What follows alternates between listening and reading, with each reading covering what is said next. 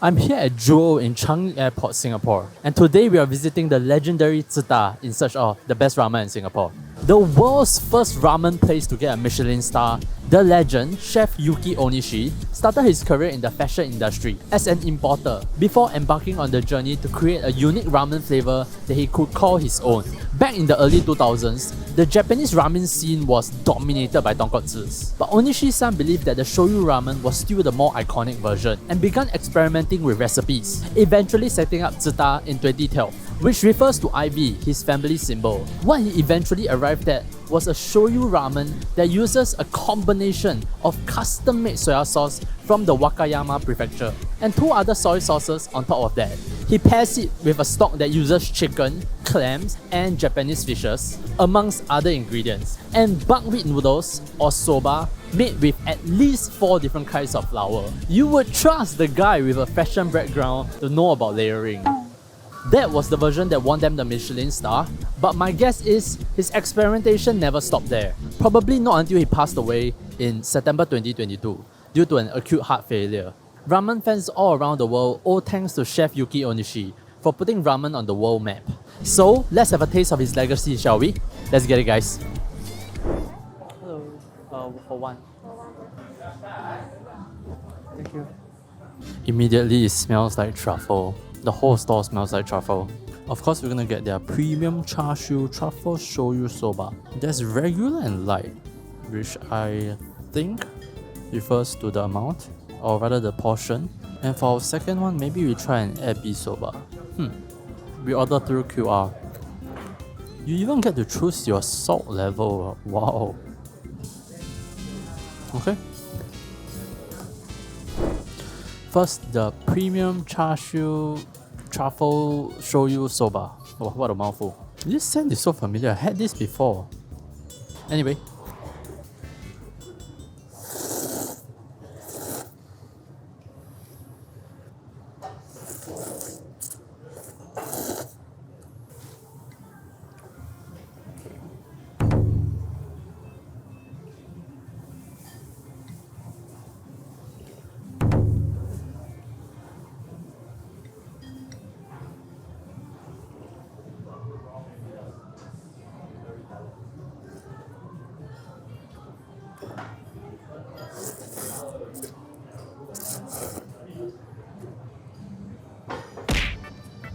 This is the best use of truffle that I've ever come across in any dish. I'm gonna be honest, most usage of truffles are actually pretty dumb. Okay, I don't want to say dumb.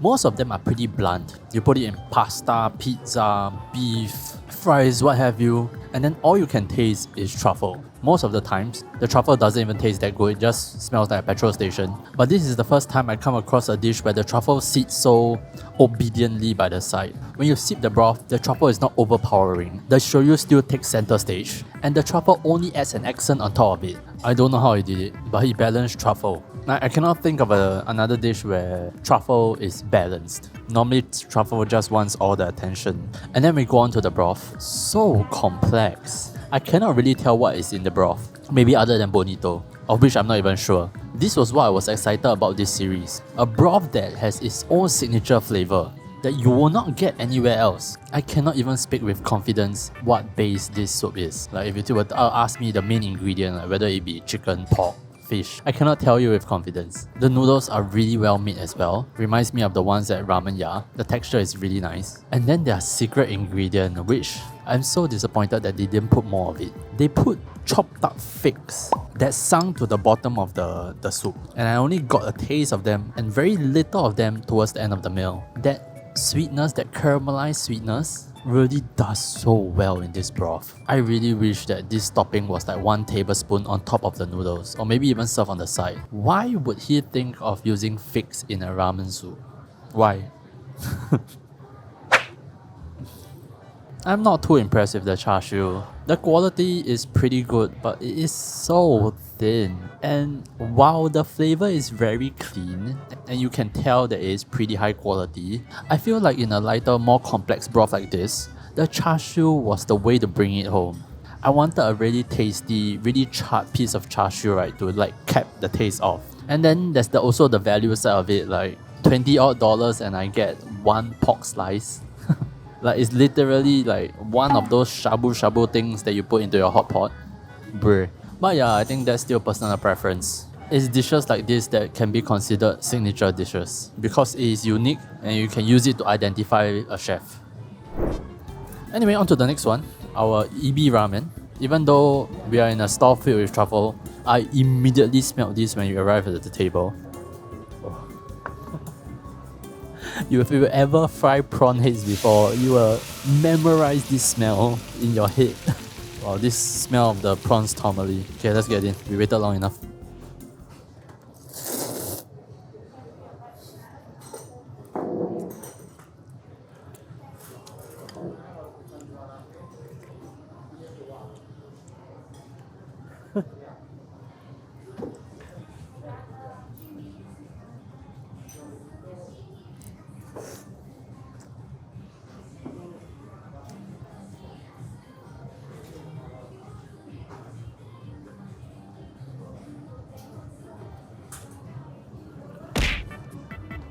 What a complete 180.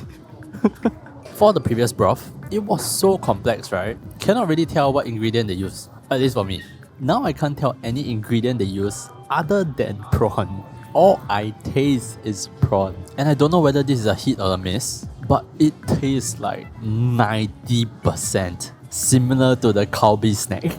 The original flavor, the red packaging, it tastes almost exactly like it. It feels like if you took prawns, boiled it, and then take the powder from the seasoning snack and then season the broth, you will get this. Personally, I love prawns, so this is pretty delicious. But I reckon for someone who doesn't like prawns, they cannot even take half a teaspoon of this. The dumpling is pretty poorly done. The dough skin is so thick such that you feel like you're chewing on dough. Not a great feeling.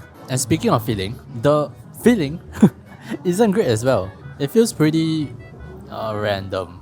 I thought that might be like one whole prawn inside with mince and spring onions and whatnot. But it's just this mash of dumpling filling that I cannot really tell what is inside. Doesn't taste like much, doesn't feel like much. The char siu was okay but pretty unremarkable. It is pretty one note. But nevertheless still a good note. Okay, time to walk around Jewel. I'll see you guys soon. Recap. What a broth. You can only imagine the hours that go behind imagining such a taste. Like you need to put in the same amount of work as everyone to learn how to create one of the most probably, be it shoyu, shio, tonkatsu, and then from there improvising a flavor that you can call uniquely yours. The fact that it has fig in it is very telling. Like, why would you think of fig? You must have been obsessing over this ramen for a very long time, eating different things and see how it fits into your ramen in order to be sane enough to put fig in your ramen. And so wonderfully balanced too. I don't know how, but he made truffle seem like a Japanese ingredient. My only gripe is that I really wish that the char siu was better. I felt like there was such a big opportunity, right? To serve a heavily shoyu marinated char siu that will showcase two different types of shoyu within the same shoyu ramen. Because what happens in shoyu ramen is kind of similar to what happens when you water down whiskey. You add a little bit of water to your whiskey so that the palate becomes, what's the word? I don't know, more open. So that you can taste more of the notes. Same thing with the shoyu. When you drink soy sauce like that, it's a bit too intense, admittedly. But when you mix it in with a different broth, right, you get to appreciate more notes of the soy sauce. I feel that it would have been insane if I could taste two different types of shoyu within the same shoyu ramen. That would really make a shoyu ramen. But maybe that's asking for too much. And then the Abbey ramen, which by contrast, I kind of want to gamble and say that they are made by two totally different chefs. I don't see Chef Yuki being the one to create this, it's too blunt. But maybe I'm wrong. Still a great ramen, but pales in comparison, for sure. 1 plate I'll walk for the ramen, 2 plates I'll take a bus for the ramen, and 3 plates I'll go anywhere in Singapore for the ramen. And Tsuta gets 2 plates. I cannot be more impressed with the broth. I feel like it should be a ramen chef's goal to find a flavor that is unique to themselves, and Tsuta definitely did it. The next time I come, I will ask for more of the fig, if possible. But he was right. Despite being a shoyu, this doesn't lose to the other tonkatsus. And bear in mind, while this is his recipe, this is made by another person in another country. Which really makes you wonder, right? How will a proper Japanese ramen cooked by a Japanese chef taste like?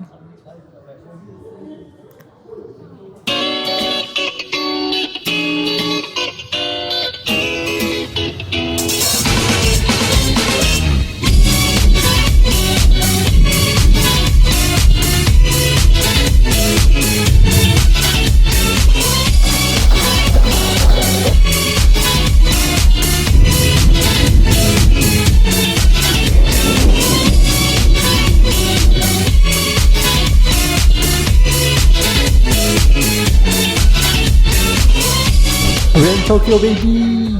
It's currently 14 degrees in Tokyo and we are in the top of Tokyo Sky Tree. Over the next few episodes, we'll be trying some of the best ramen in Tokyo, starting with the one over there.